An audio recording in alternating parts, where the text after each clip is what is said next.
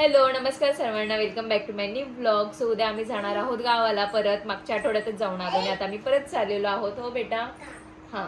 तर उद्या जायचं आहे. उद्या मी माझ्या सासरी जाणार आहे सोनेवाडीला. तर ह्यांचे जे मोठे बाबा आहेत म्हणजे माझे मोठे सासरे, तर त्यांचा उद्या सेवापूर्तीचा सोहळा आहे. आणि आमच्या आजी म्हणजे माझे आजा सासू, तर त्यांचा आम्हाला 85वा वाढदिवस साजरी करायचा आहे.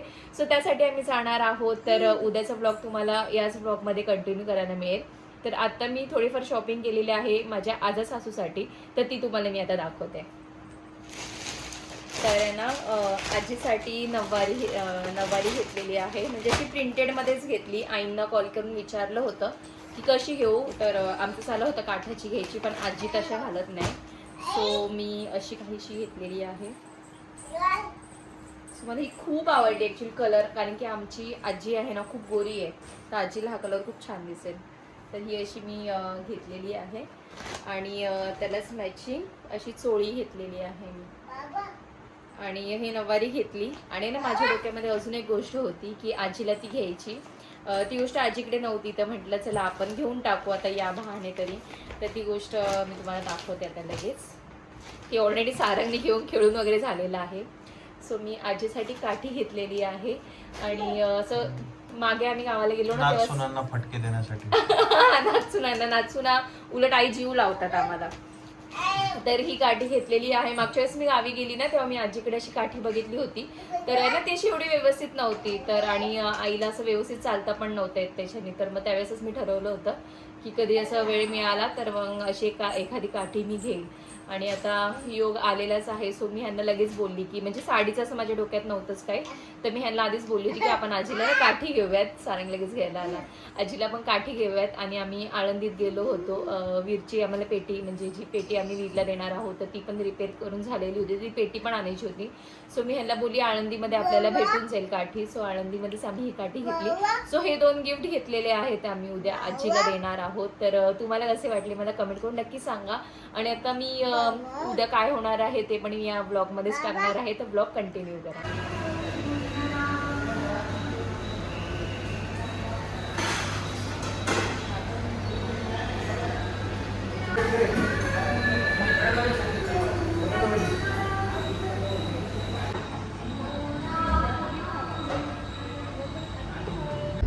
सो फायनली आता आम्ही 15-20 मिनिटात पोहोचणार आहोत घरी.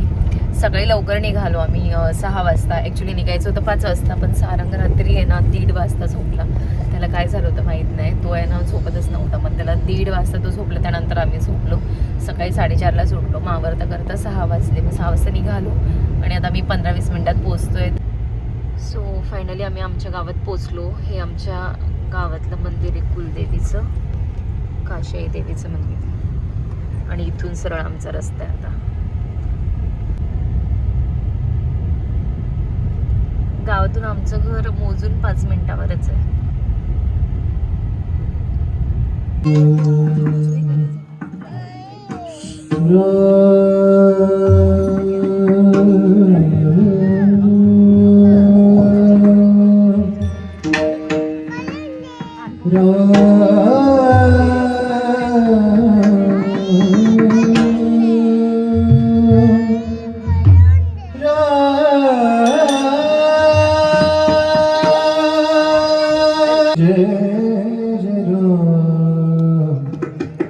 कृष्ण हरे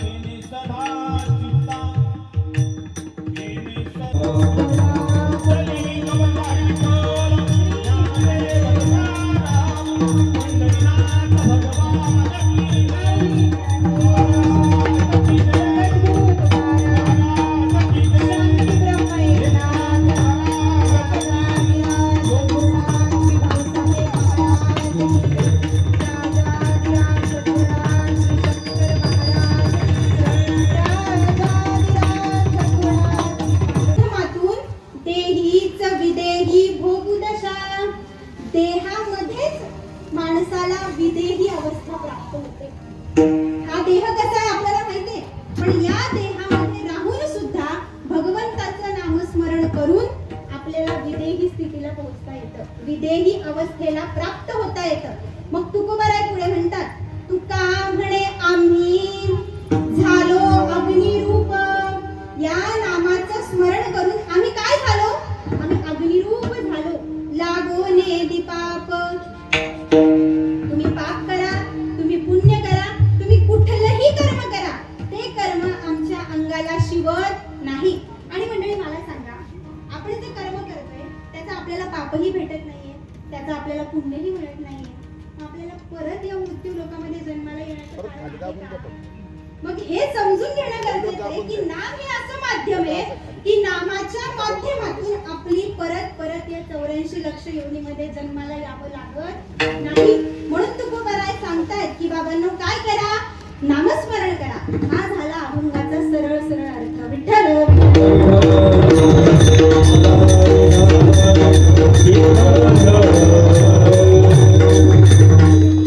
आपण जर भक्ती साधना बघितली ना मंडळी, तर त्या भक्ती साधनेमध्ये नामाला, नामस्मरणाला अनन्य साधारण असं महत्व आहे.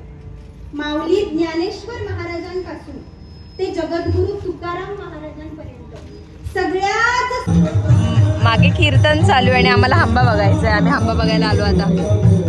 काय सारा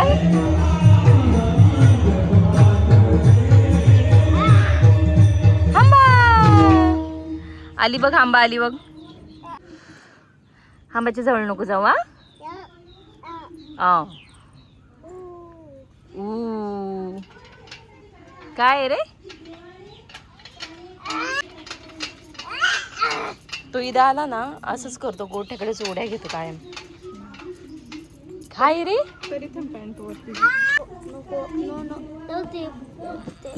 नको सारंग, असं नाही करायचं बेटा.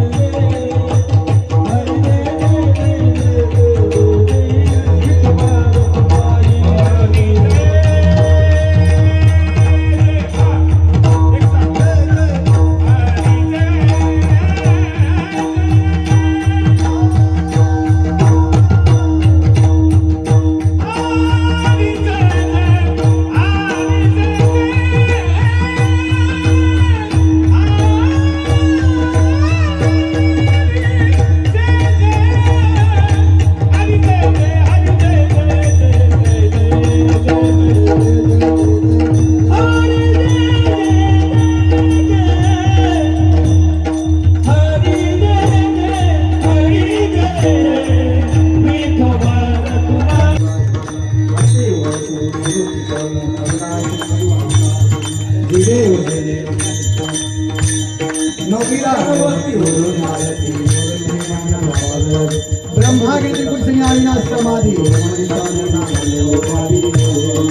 आगम निगमाचे तुमचे नकळे पार निवृत्ती निगमकाची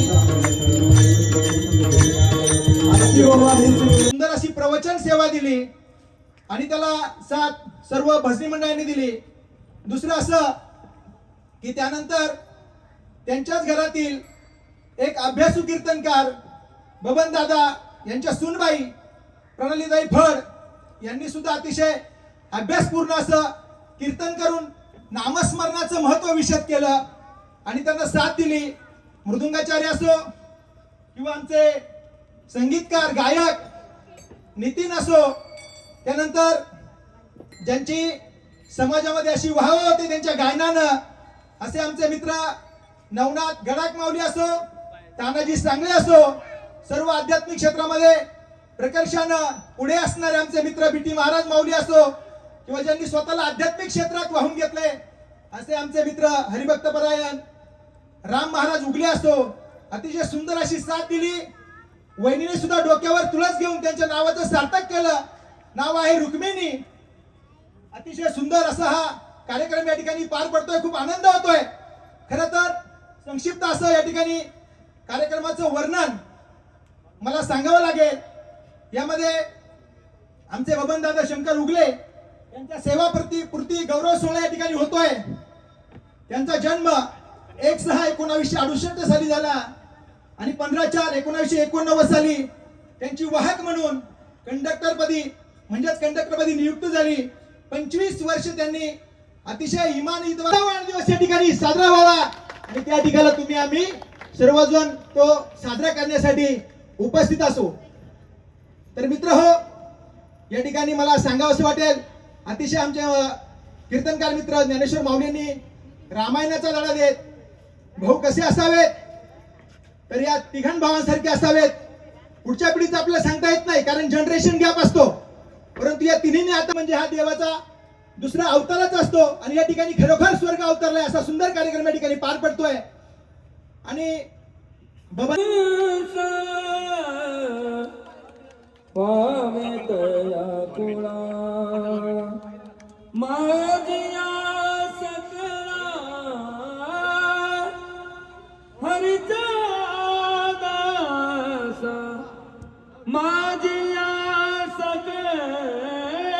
दृष्ट लागावी असा कार्यक्रम, सुंदर असा कार्यक्रम या ठिकाणी उपस्थित होतोय. सर्वांना विनंती आहे की जेवण केल्याशिवाय कुणी जायचं नाहीये.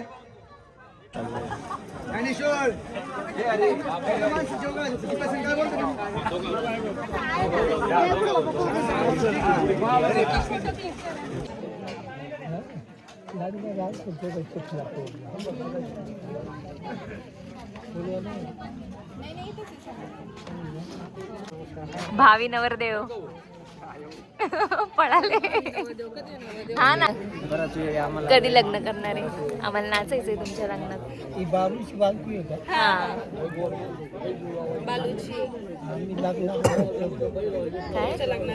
होते का आमच्या लग्नाला? यांच्या लग्नाला पण जायचंय बरं का. हा, ह्यांचं लगेच करायचंय आता. ह्यांचं झालं का मग त्यांचं करायचंय. आधी ह्याचं करायचंय मग ह्याचं. हे नवीन घातले. हा, ही मी ब्लॅक केली. सो कार्यक्रम झाला आणि आम्ही आता रिटर्न परत पुण्याला जायला निघालो. आजचा आमचा वन डे रिटर्न वाला प्लॅन होता. सो आम्ही 4 वाजता निघालो. आता वाजले आहेत 7:15 आणि आता आम्ही पोहोचणार आहोत अर्ध्या तासात. मध्ये काही शूट नाही केलं कारण की सारंग झोपी गेला होता आणि संगमनेरपर्यंत मी ड्राईव्ह करत होती. सो शूट काहीच केलेलं नाही आहे. तर हा ब्लॉग तुम्हाला कसा वाटला मला कमेंट करून नक्की सांगा. बाय.